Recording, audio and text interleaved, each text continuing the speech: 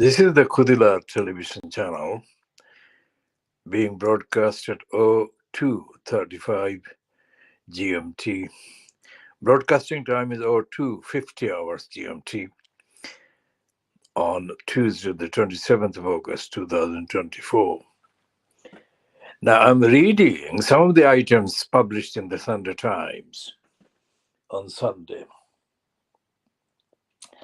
I have just almost finished reading the piece by Tim Shipman in the Sunday Times, described as the chief political commentator, headed Tories won't return to power until we retire Nigel Farage, says Jenrick. And then there is a highlight. We need to listen, repent our failures, and change a lot. Now, this is not a piece that is truthful. This is a plug as well, a propaganda piece. And it doesn't go anywhere, absolutely nowhere near the lies and deception and corruption of this Jenrick, because he lied about the money that he received from the former owner of the Daily Express, etc., over a property in the Isle of Dogs or Docklands, which is physically based in Tower Hamlets. And that money received in return for giving planning consent to this criminal, the pornographer. And he was caught doing that. Now, if such a series of transactions take place, then none of the reforms and none of the changes that he claims he's interested in bringing about can happen. And that's where the problem with the media is, because it is covering up and it is propping up liars. Now, this is the second one in the same edition of the Sunday Times, aspiring so-called next conservative leader. The other one is, of course, Kenny Badenough. Let's go to the piece by Kenny Badenough. I call her bad enough, and she's saying in her piece, which is headed, the next Tory leader's first job is to shrug off the Blair straitjacket. Now, let's look at the physical situation. A straitjacket, by definition, cannot be shrugged off. The last thing that can be done with a straitjacket from within a straitjacket is to shrug it off. Somebody else has to do something more powerful than the power that can be exerted from within a straitjacket. And she says that there, conservatives and the country, I suppose, is within the straitjacket that she claims has been left behind by Tony Blair. And this is the paragraph that I think is the center of her contradictory, idiotic, ignorant piece. She says, within quotes, we still operate in the framework bequeathed to us by Blair. It just about worked at the turn of the century. It does not work now. The arm's length bodies with more power than ministers, consultation after consultation, judges playing at being politicians, human rights legislation misused everywhere. By design, this framework prevents us from being conservative. Sometimes it prevents us from even being analytical. Then she contradicts herself greatly in the next paragraph. The framework is also bust in general, whoever is governing. People have grown wise to it. The plotter's performative nature, politics as usual, The inquiries, the treasury orthodoxy, the repeated announcements, the promises of more and more law, the obsession with social media is done. And Labour is about to find the route. Now, of course, Labour is finding the route because in the same edition of the Sunday Times, on page 9, is a piece about Labour donor who has always been happy to let money do the talking. Now, this is a piece about the homosexual Wahid Ali, apparently born in Croydon.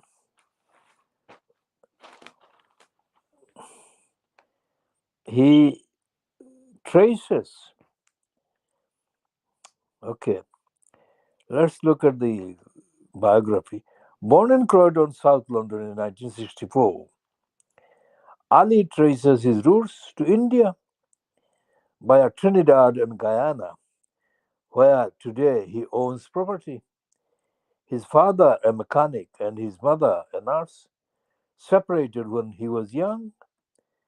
Aged 16, he left school with 9 O levels, feeling he needed to earn a wage. Now, he has got £200 million wealth. So, he is also a convener and connector. For instance, shortly after Sue Gray, Starmer's chief of staff, was appointed, he hosted a fundraiser where she was placed next to Blair.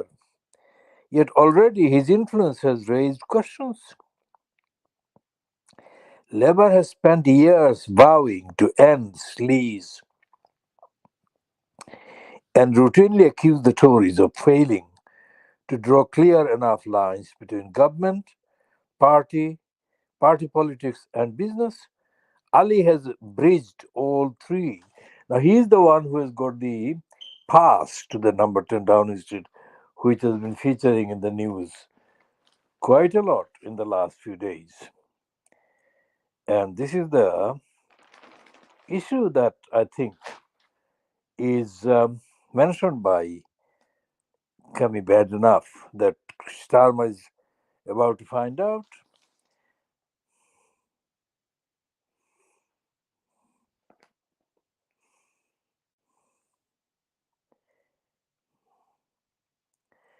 Now, there are two items on the Sunday Times about Kamala Harris.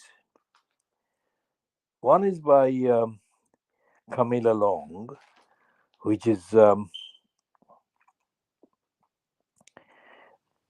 critical and hostile to Kamala Harris, and the other is Louise Callahan, which is nearly kind of not critical. And there's a highlight in the piece. This is the center of the piece, I think. The gender gap is so large, they offer her the best opportunity. And the heading to Louise Callahan's piece, she's filing from Chicago, and I think that Camilla Long is filing from somewhere else, probably Washington, but let's see what she's saying in the first paragraph. Maybe she is also doing it from Chicago, where Louise Callahan has filed from. Yes, it is from Chicago as well. I'm standing on the floor of an area. I'll read that again. I'm standing on the floor of an arena in Chicago waiting for Kamala Harris. It has been nearly 3 hours. There are thousands of us squished together, toppling over, jostling, hot, uncomfortable, straining under the lights. Everywhere I look, there are people holding tall Kamala signs, shouting, screaming, panting, roaring. Music is pounding. It was like this last night, and the night before, and the night before that. A 96-hour psycho war dance. To get an idea of what has been achieved at this year's Democratic National Convention, how a party purges itself of one candidate and installs another in the blink of an eye.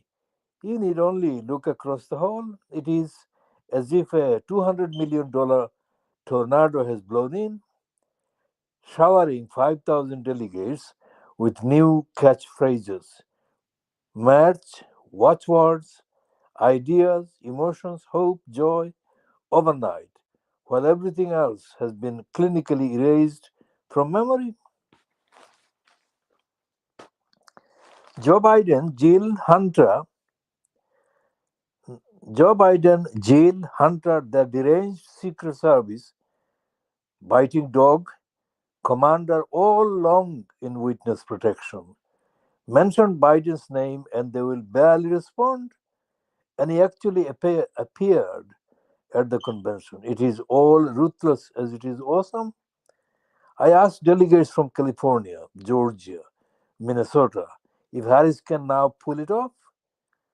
It's her most important speech, the most significant convention in 40 years. All of them scream, yes, she's brilliant, amazing, Ms. Kamala. As for the look, well, it's convention loopy. Everyone around me is wearing Kamala outfits, pearls, skinny jeans, Converse. Even the man is quite strange to talk to a 6 foot retired web designer called Chuck from Minnesota in pearls, or to see a male delegate from California sporting a straight up Queen Mother great choker and Kamala makeup. But as the speakers say again and again while describing some minor playground injustice that Harry suffered as a child, or some killer Parmigiana she cooked. That's Kamala. That's Kamala. It is as if they have all known her forever, while having to be told by a 6 year old, Harris's great niece, exactly how to pronounce her name is Koma followed by La. Komala. By the time I arrive at the convention center on Monday, it's already filing up. I'll read that again. By the time I arrive at the convention center on Monday, it's already filling up with genteel elderly black women and Ryan Murphy virgins in spray on chinos and tasteful stripes. Everyone looks 45, whether they are 20 or 80, with the exception of the vice president candidate Tim Walz, who has been specifically picked to look 60, and White, who is the DEI hire now. There is a special VIP lounge for 200 TikTokers, sorry, creators, who will tell you they are big into either Congress or public policy, while he's hoping 15,000 journalists will parrot your line when you can just fly in an anti authoritarian TikTok or a tame viral expert on all things Nancy Pelosi, as a girl from California calls herself. She finds the former Speaker of the House of Representatives passive, aggressive, and beautiful. One of the TikTokers, a Minnesotan who works in a bank, says she's ashamed her most viral video was pointing out there is a senator from Georgia who is super hot. Did she get paid to come here? We did, she sighs. Some people get paid to do it. Some people even have multiple sponsors, etc., etc., etc. So this is the coming along. She's ending this one now. Here is the after mere minutes, though it's forgotten, the crowd snap back to unreality, go wild, pour out the doors, and roll through the arena. I see Spike Lee and the Central Park Five being led like blind people through the glittering masses. Can any of this last? Has she now peaked? Not if these lunatics can help it. So, what she's doing is saying that Kamala Harris is far from peaked and she is not going to win. The line that the racists from Britain, like Sarah Baxter, are hoping will stick. The Sarah Baxter said in the Evening Standard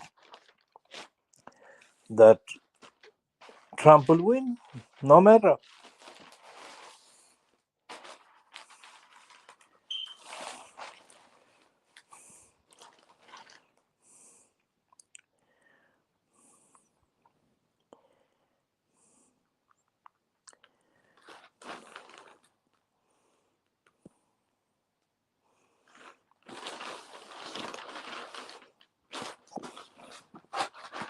And there is, of course, the piece about Lettuce Leaves by Anthony Seldon from his book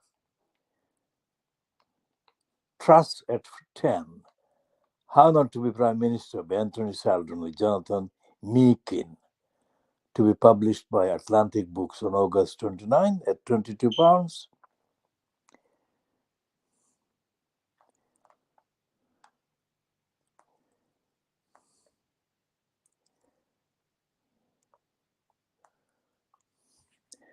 The vacuum showed just how pepper thin Liz Truss's support in cabinet and party was.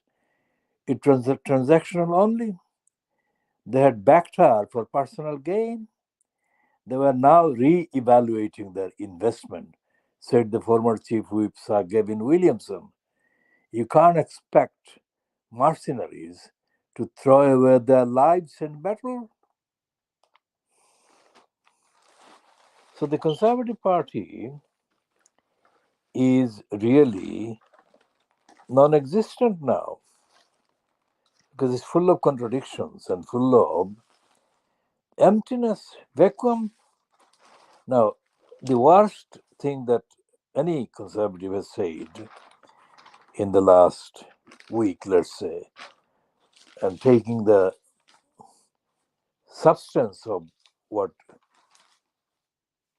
Gendricks has been quoted as saying in the Sunday Times, is that the main problem is the ECHR. Now, Gendricks is saying that the migrants coming through in the boats through the channel are mainly, potentially, most possibly, foreign agents, spies. And it's a national security issue, he's saying now. It's not an economic issue, it's not a social issue. It's a national security issue that boatloads of spies are coming to take over the country. This is again desperate, not sober, not calm, and not thoughtful. So we shall be continuing because it's now 18 minutes, just over 18 minutes. So I'll finish this particular edition now at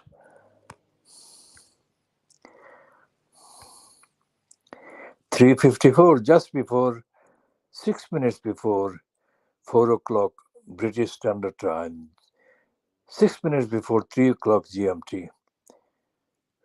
4 a.m. 3 a.m. GMT on Tuesday, the 27th of August 2024.